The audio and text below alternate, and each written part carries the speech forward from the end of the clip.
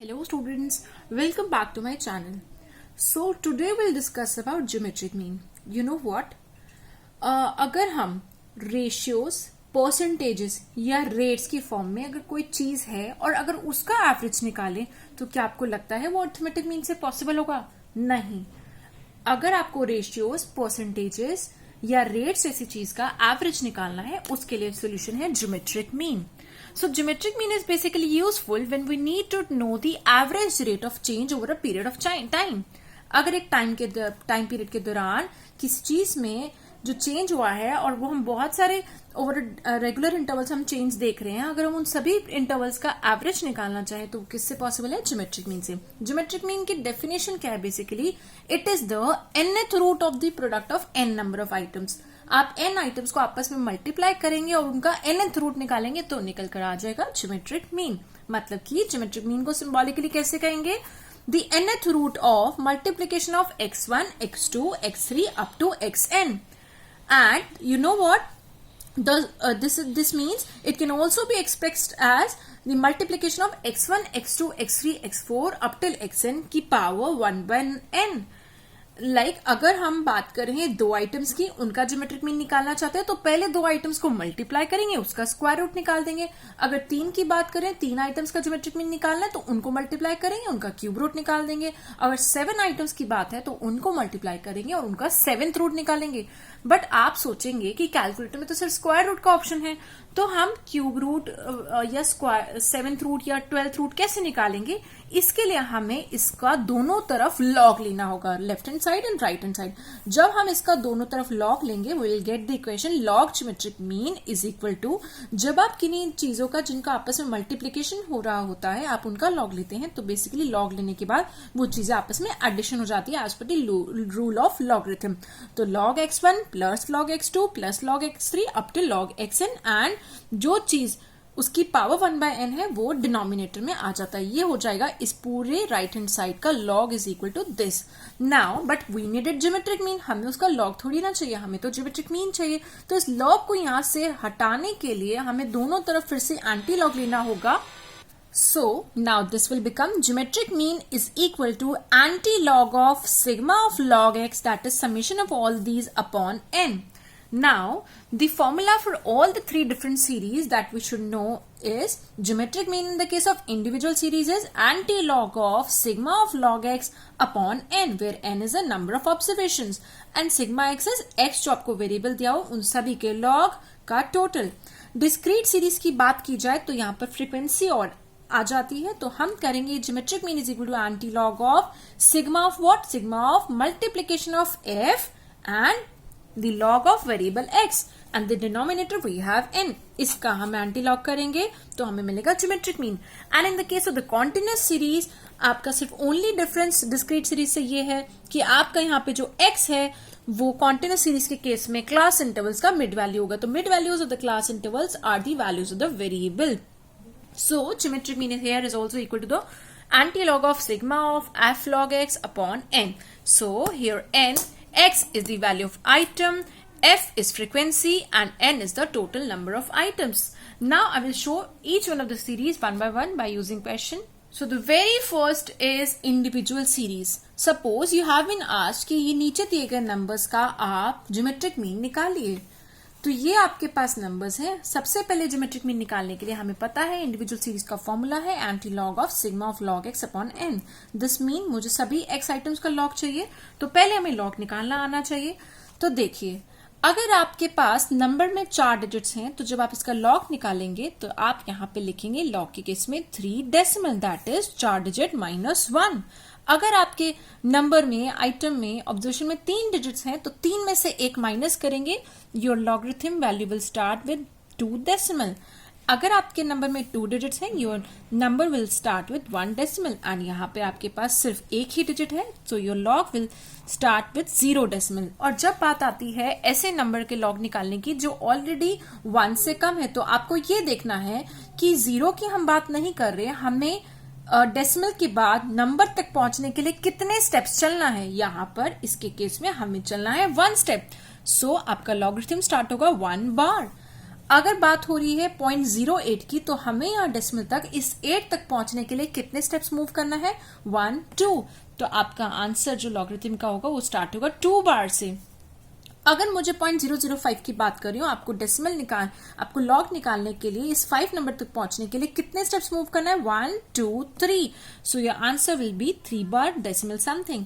And आपको 0.0009 के case में आपको 9 तक पहुंचने के लिए कितने स्टेप्स बढ़ना है? 1 2 3 4। So it will be 4 bar. Now what value will come here? For this will look into the log table. So let's see.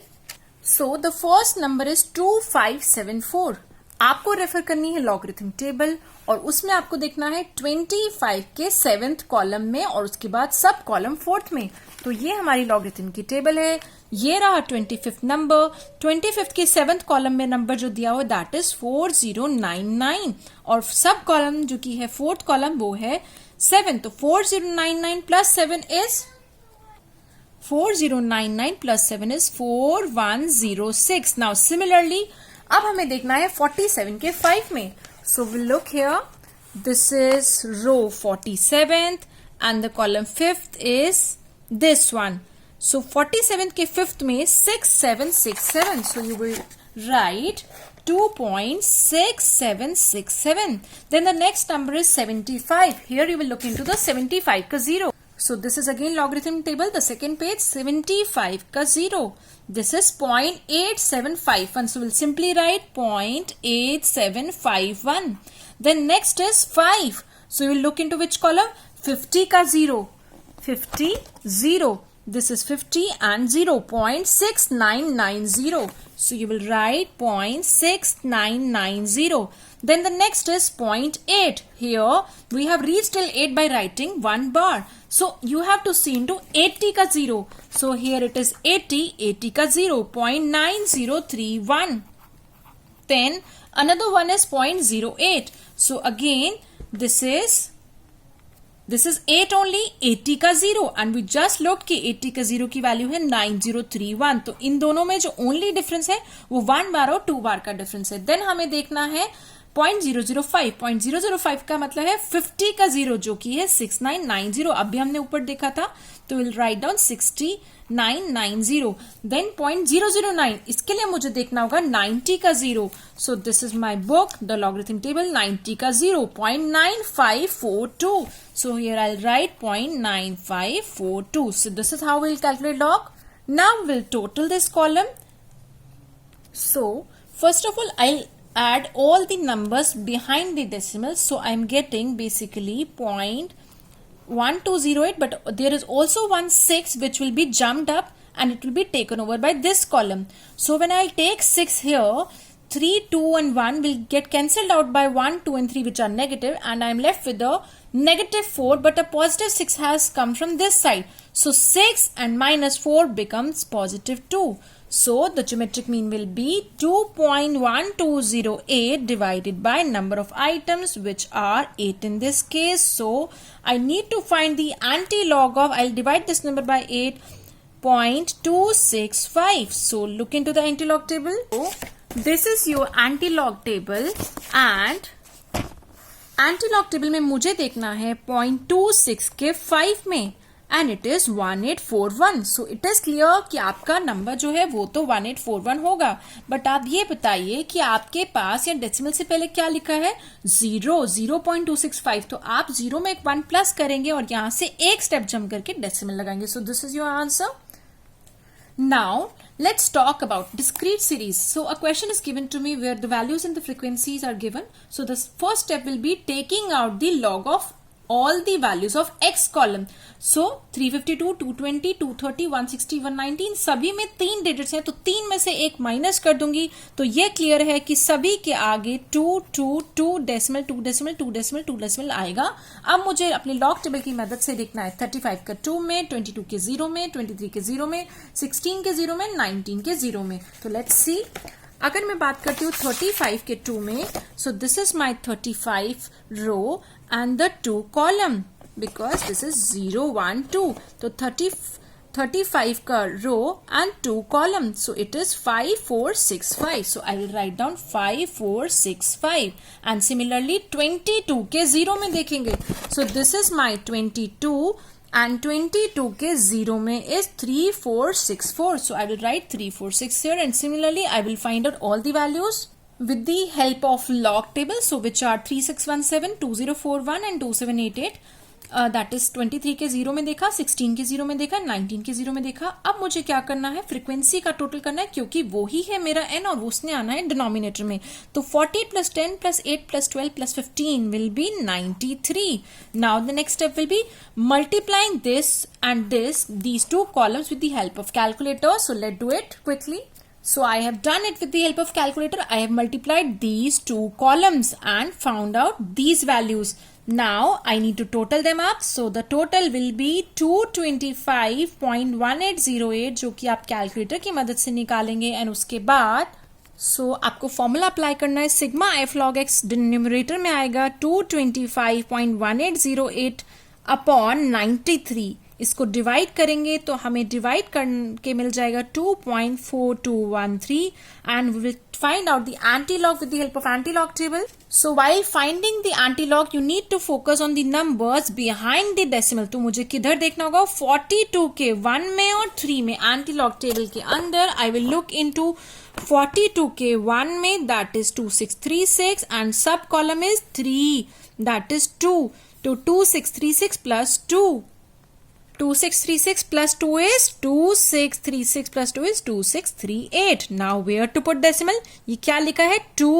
तो 2 में एक प्लस कर दो, मतलब कि मुझे 3 places जंप मारना है, 1, 2, 3, and here the decimal is. So this was discrete series. Now let's talk about the continuous series. Here the wages are given to me 55 to 65, and the number of employees who have the wages between this range are 3. 65 to 75, these are 4 in number, and so on. So I have to, the very first point is to find out the mid wage level between 55 to 65. So I will add 55 plus 65 divided by 2. So I will get 60. Then 65 plus 75 divide by 2, मतलब कि 140 divided by 2, it is 70. Then 75 plus 85 is 160. 160 divided by 2 is 80, and so on. So now what I'll do, I will find out the log of this column. This is x in this case. So मुझे कहाँ देखना होगा, इसके लिए मुझे देखना होगा 60 के 0 में into the log table. So let's look at. So this is log table. 60 का 0 is 0.7782. Now I'll plot it. 60 के अंदर कितनी डिजिट्स हैं, 2.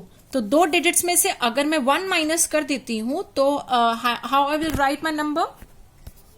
My number will be 1 decimal for 60.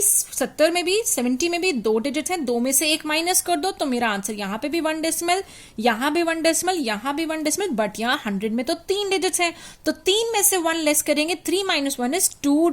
तो 2 डेसिमल. 110 में भी 3 डिजिट्स हैं, तो 3 डिजिट्स के केस में 3 minus 1 2 डेसिमल. एंड मैंने अभी अभी आपको बताया 60 के 0 में लॉग टेबल से वैल्यू देख के क्या मिला, वी फाउंड 60 के 0 में 0.7782. सो आई विल राइट 0.7782. देन 70 के 0 में 8451. देन 80 के 0 में 9031. देन 90 के 0 में 9542. 10 के 0 में 10 का 0 is 0000. You can see in the table the very first row 10 का 0. Then 11 के 0 में it is 0.0414. Now I will multiply this column and this column. I will get f log x with the help of calculator. So let's do it quickly. So with the help of calculator, I have multiplied this column number of employees and the log x column quickly. Now I will add them up and I'll get the value 58.2499. So this will go in the numerator 58.2499, and in the denominator I will take the sum total of the number of employees, which is 30. 3 plus 4 plus 5 plus 5 plus 7 plus 6. So I'll divide it by 30, and when I'll divide it I will get 1.9417. अब मुझे इसका antilog निकालना है. Antilog निकालने के लिए 1 decimal को ignore करेंगे और आप देखेंगे एंटीलॉग के टेबल में 0.94 की रो में 1 कॉलम एंड 7 सब column. So here is the antilog table. And anti log के केस में 0.9417 निकालना है हमें, 9417. सो इट इज 0.94 का one column is 8730 and the seventh sub column is 14. So 8730 and 14 together become 8714. 8730 plus 14 is 8744. Now since it is one decimal, so 1 plus 1 is 2. I will jump 2 places, 1 2 and I'll put a decimal. So my answer is 87.44. So that's it for this video. If you like this video, please give a big thumbs up and also share it with your friends who want to know geometric mean, and also do watch out my next video in which I'll be talking about the very important questions on geometric mean, because in this video I explain the basic concept कि geometric mean क्या होता है, कैसे निकाला जाता है, but exam में इतने सीधे क्वेश्चन नहीं आते हैं. तो जैसे क्वेश्चन आते हैं उस तरह के क्वेश्चन मैंने आपको अपनी अगली वीडियो में दिखाए हैं. तो please do watch out and thanks for watching. Stay connected. Bye bye.